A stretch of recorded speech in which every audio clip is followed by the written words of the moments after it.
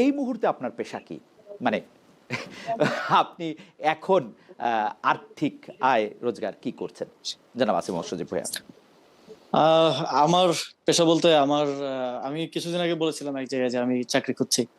তো আচ্ছা। আসলে প্রায়র এক্সপিরিয়েন্স বলতে সরকারের দায়িত্ব পালন করাটা, এটাই এখন মানে জব এক্সপিরিয়েন্স আর কি। হুম। আর এর আগে জাস্ট ফ্রেশ গ্রাজুয়েট ছিলাম। চা মানে লাইফটা ভরপুর, চা মানে ইস্পাহানি মির্জাপুর।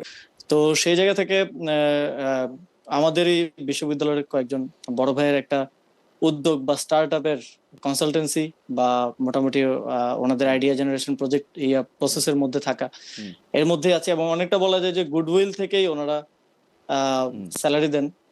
কারণ সময় খুব একটা যতটুকু ছিল সেটা হয়তো দিতে পারি না সেভাবে। ওনাদের সাথেই আছি, আপাতত কাজ করছি।